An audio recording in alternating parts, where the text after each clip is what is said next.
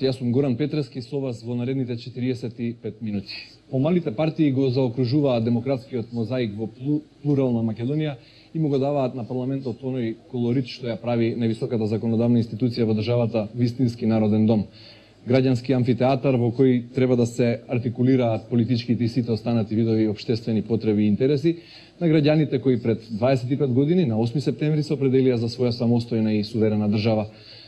Навистина, без помалите партии сликата би била црно-бела, а демократијата подразбира шаренило од политички бои и ставови. Гости во ова неделно попладне лидерите на граѓанската опција за Македонија, Стефче Јакимовски, и на либералната партија Иван Величковски. Празното столче е за Павле Трајанов, лидер на Демократскиот сојуз. Тој прифати, но во последен момент го откаже учеството во емисијата поради, како што пише во пораката, патување. Со тоа, поради откажувањето непосредно пред терминот на емисијата, бевме спречени на негово место да поканиме некои од лидерите на другите политички партии. Но тоа планираме да го сториме во наредните изданија на ОКО. Сега одиме со Јакимовски и Величковски. Господа, добре дојдовте на ОКО, на ТВ Нова. На нешто повеќе од 2 месеца до 11 декември, очекувате ли подписниците на Пржино да го испочитуваат овој термин? Ке имаме ли избори и крај на кризата? Величковски. Искрено речено не знам. Во овој момент очигледно сите варијанти се отворени. За нас оно што е јасно е дека изборите кога и да ќе се случат. По нашата концепција, оно што го предлагавме на денешен ден веќе пред 2 години, ја кажавме дека според нас изборите треба да се случат заедно со локалните, но нив да ги спрема концентрациона влада на сите политички сили во собранието, минус Груевски и неговите соработници, кои денеска гледаме зошто не се прифатливи да учествуваат во таков еден политички процес. За жал таа прилика беше промашена, влеговме во пржински процес кој што беше според нас исто така погрешно дизајниран бидејќи тргнуваше од датум за избори, а не од обврски што треба да се спроведат. А забележливо е дека во македонското општество, во македонската држава и институции, всушност институциите не функционираат. Еве Пржино 2 беше нели условен датум? Имате и Пржино 3 и така натаму и така натаму. Тука не се согласуваме со мнозинството партии, особено со пржинските подписници, и на крајот на краиштата да потсетам дека Пржино всушност е само еден модалитет, еден правен документ кој што се обиде да го задржи партискиот поредок, кој што 25 години всушност функционира овде. А да се потсетиме дека тој партиски поредок, таа окупација на институции од партиите кои што се на власт, всушност допринесува да институциите паѓаат, демократијата паѓа и да ги имаме проблемите кои што ги имаме денеска. Токму заради тоа потсетувам уште еднаш, без рушење на тој партиски поредок, нема да можеме да дојдеме до нова динамика, до нова државна, општествена динамика, до владење на правото и слично. Ова широка елаборација, прашањето беше ќе има ли избори на 11 декември или ќе има Пржино 3? Ја до сега зошто не ги прашате вие подписниците? Што велите вие? Не сакам ништо да кажувам, бидејќи очигледно е дека прогнозите и ситуациите може да се менуваат од ден во ден. Мотивите за ваквите оценки на сите што сме овде присутни се различни во проценките и во ефектите кои што сакаме да ги постигнеме. Прогласувањето на Пржинскиот договор за мртов би значило дека би се остварила целта на власта да специјалното јавно обвинителство биде прогласено за непотребна категорија. Тука се игранките на Уставниот суд, односно одлагањето да се изјасни по неговата уставност. А јасно е дека Пржинскиот договор беше една интервенција, ако сакаме, побарање на домашните политички партии од страна на меѓународната заедница, и тие учествуваа внатре со меѓународните представници побарање на овие партии, особено по кумановските настани минатата година, кога оваа криза се закани да ги надмине веќе границите на Република Македонија, иако понешто гледаме каде што се објавува, таа веќе излегла од границите на Република Македонија. Во натамошниот дел околу изборите, зошто е потребно според нас да се одржат со локалните заедно, тоа е токму за да се ограничи злоупотребата на власта, но не збориме само на државните институции, туку и на локалните институции. Нашата цел е да има избори кои што потоа никој нема да има причина да ги прогласува за неуспешни, за недемократски и слично.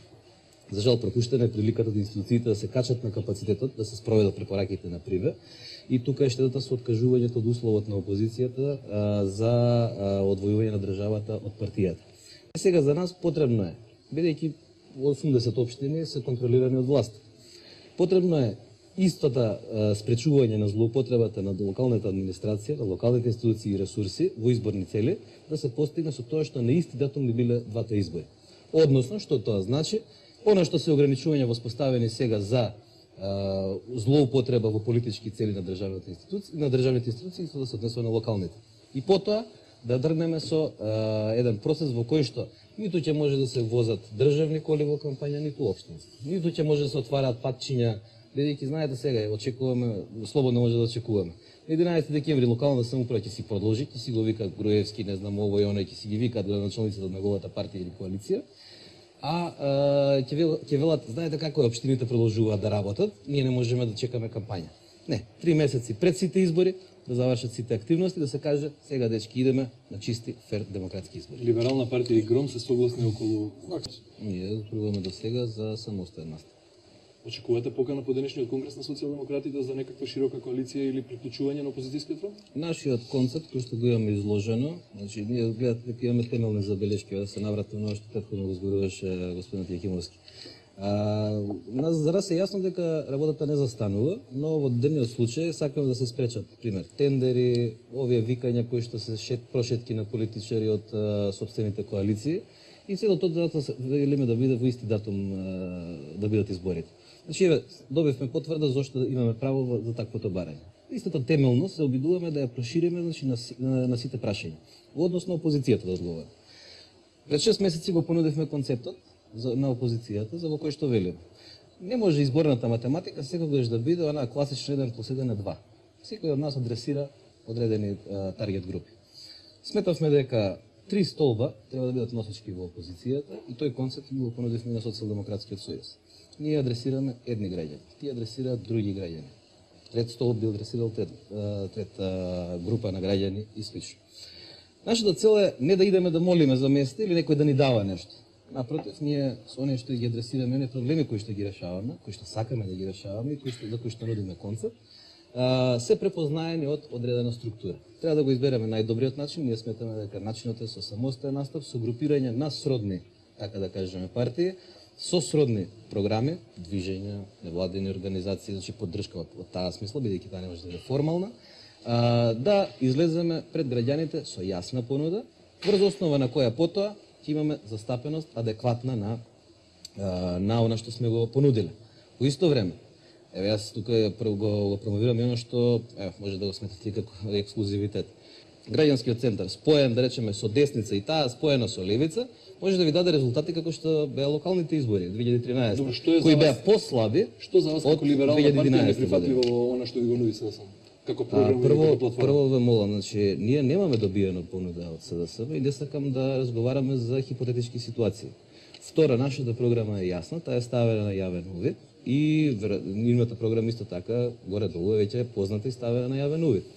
Во таа основа, јас зборувам за тоа како опозицијските партии, но оние кои што не калкулира, значи не сакаме да калкулираме со тоа, после ајде да си играме малце, да пробуваме некакви широки коалиции и слично. Не, нас не треба чист исход, нас не треба излез потоа врз основа на јасни решенија за деконтаминација на институции, за деконтаминација на целата политичка сцена, која што во моментов, заради партискиот поредок што го спомнав, станува преконфликтна и не овозможува да се оди чекор напред. Во овој контекст, каква е улогата на шарената револуција? Дали таа беше некаква опција за трет пат во Македонија, па сега се поматија сметките дури и на помалите политички партии кои се надеваа на места во коалицијата на предводена од СДСМ, па да се најдат тие на претеничките листи? Имаше некои такви информации, па имаше некоја изјава од Тито Петковски во која рече лидерот на НСДП дека очекува СДСМ да биде галантен и да даде дел од својот колач. Видете, немајте да барате од мене јас да коментирам нешто во што ниту сум учествувал како преговори. Истите информации што сум ги читал, што сте ги читали и вие. Значи јас затоа зборувам за концептот кој што ние сме го понудиле. Дали очекувате дел од шарената револуција да земе да ја пополни да го пополни местото на либералната? Ќе ви одговорам бидејќи верувам дека и тоа е битно прашање. Шарената револуција не е политичка партија, не е движење, така да кажеме, кое што е регистрирано и слично. Веројатно во неја учествувале и членови кои што се и од Социјалдемократскиот сојуз, и од Либералната партија, од ВМРО разочарани луѓе ДПМН, од не знам партиите да речеме кои што доминантно членуваат албанците и слично. Гледаме дека тоа е шарено лик состав. Имаше информации различни во медиумите кои што кажуваат поддржани од овие, поддржани од оние. Но тоа си е одлука на СДСМ. И немојте да ме прашувате мене за нивните одлуки. Јас можам да ви зборувам за одлуките или за позициите на либералната партија. Еве ние да речеме во креирањето на нашите листи, минималниот процент кој што го имавме утврдено за присуство на граѓани, значи кои што не се членови на либералната партија е 30%. 40% веќе стигнува, бидејќи има интерес и бидејќи сметаме дека тие луѓе треба да бидат застапени на листите, да имаат што да кажат, а не мора да бидат членови на политичка партија, но битно е да застапуваат програма. Значи концептот е широк, бидејќи овие избори нема да решаваат само теков на кавга во редовен еден процес. Не, ние имаме од 2014 година, ние имаме веќе институции со спорен легитимитет.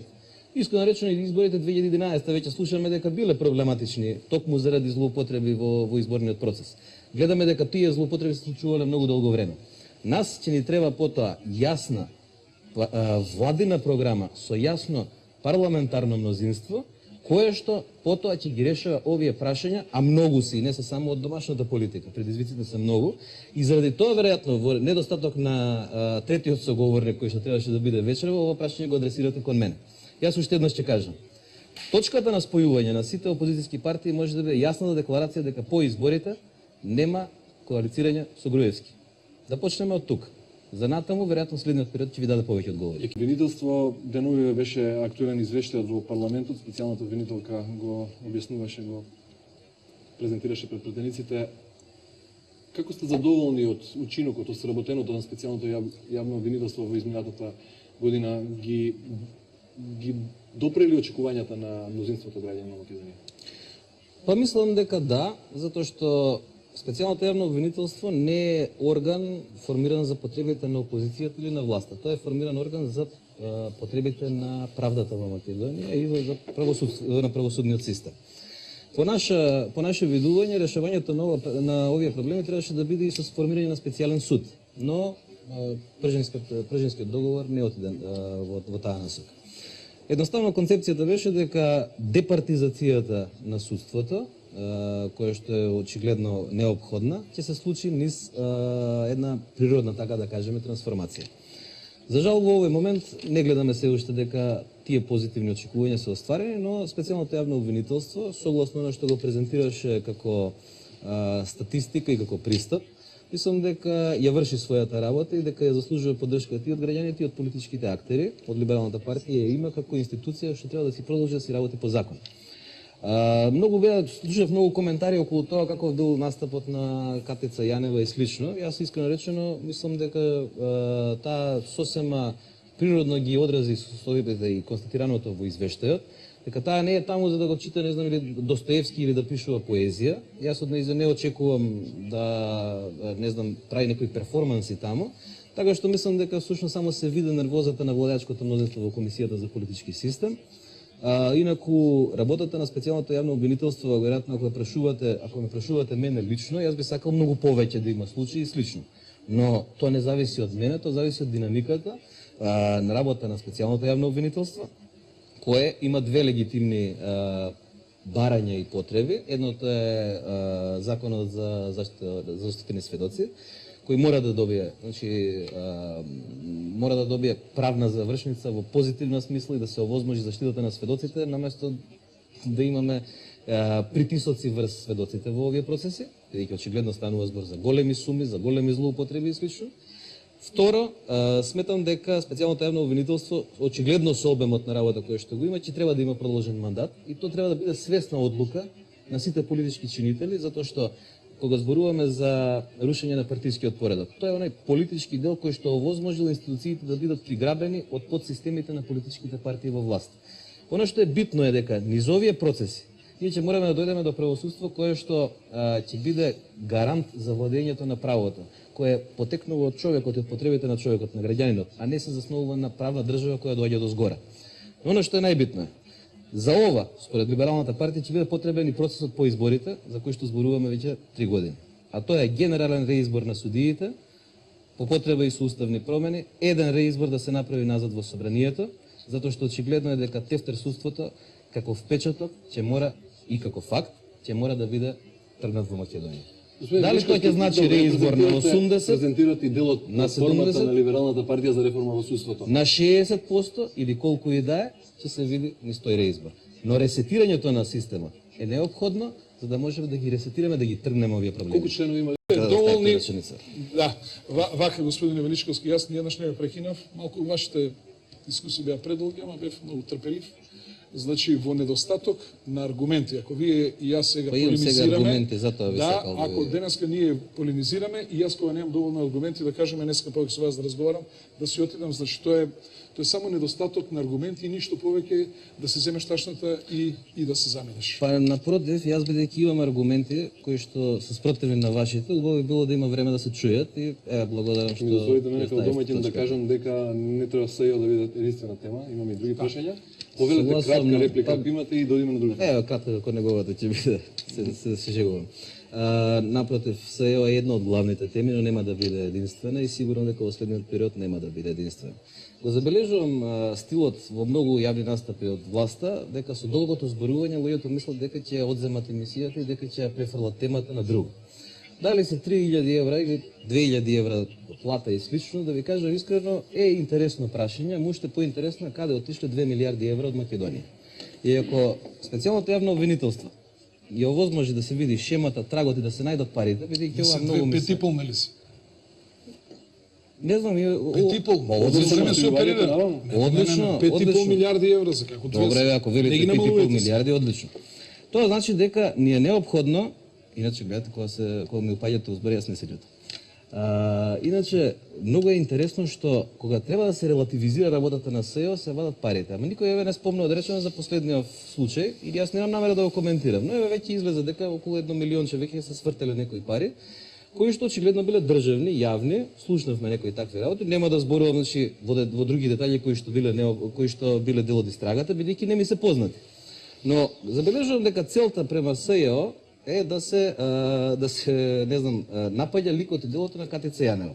Искрено да ви кажам, јас не сум заложен за нејзино бранење, но ми се многу е симпатично кога ќе го видам системот, еден кажува или тројца кажуваат од власта дека сестрата на Ивон Величковски е лесна жена. Ај сега иди ти објасни дека јас немам сестра. Тоа е системот кој што се обидуваат и на тој начин да го намалат значењето на СЕО или да го, така да кажем, релативизираат или подоцна речено да се поедноставни приказката, некои сентименти кај граѓаните како се трошеле парите и слично. Како се трошеле парите во овие 10 години ќе видиме, а потребно и 25 години да се види како се трошеле парите. Затоа се надевам дека репликата е корисна и во сите на тамошни наративи да се држиме до тоа што е заеднички интерес, да дојдеме до правдата, да дојдеме до сознанијата. А дали и каква е низината гардероба или каков бил стилот на излагање, нека си суди секој. Види вака. Само да дозволете, значи кога зборувате, ако дали имате впечаток дека либералната партија има таков пристап на злоупотреба на се. Благодарам. Гром Јакимовски го спомна каков е нивниот став во однос на прашањето за името, каков е ставот на прашање во однос на прашањето за името на либералната партија. Либералната партија во два наврати, во два мандати, ја предложи државната стратегија за решавање на спорот за името. Не би сакал сега да го губам времето за оно што е многу познато. И впрочем може да се најде на веб страните на Собранието на Република Македонија. Кратко, јасно, без референдум, парламентот да го реши. Да, значи тука се разликуваме од други опозицијски партии кои влегуваат во шемата на ВМРО ДПМН, практично во бегањето од политичка и од државничка одговорност. При тоа, нормално, значи, би било интересно да ги прашате, особено и овие кои што сега преговараат, министри кои што разговараат на оваа тема, за да ви биде јасно колкав дел од тоа што сме го зборувале е имплементирано во тековните разговори меѓу министрите. Се извинувам, само малку за прашање. Значи, точно е дека треба политичарите да преземат одговорност. Одлично прашање. Таа е тешка одговорност кој ќе се потруди да си ја преземе на своите. Одлично прашање, но проблемот во вашиот пристап е што за вас преговорите, значи вие ги водите преговорите, на овој начин се признава дека вие ги водите преговорите така што резултираат со промена на името. И заради тоа вие се обидувате да го тоа сведете на референдум. Ние зборуваме за други решенија кои што Ние сме против референдум. Не ме разбравте. Нити сме го добили, нити ќе го потврдуваме на референдум. Тој дел го разбрав. Него вие кога тргнувате од решението, вие тргнувате од тоа дека е сменето името и тоа како да се решава во собрание. Сега видите, има еден тип на преговори, има друг тип на преговори, има позитивен исход, негативен исход.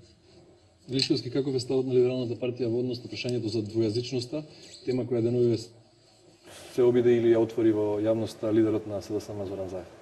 Јас ќе ви го дадам, да речеме, на два нивоа тоа прашање ќе ви го одговорам, за да го знаете пристапот, да речеме, внатре во либералната партија. Сите јазици што се зборуваат во Република Македонија се користат заедно со македонскиот, нели како бидејќи немаме многу преведувачи, средства и слично, ги охрабруваме луѓе да си ги користат езиците и во комуникацијата внатре и во комуникацијата со државните органи. Со партиските органи.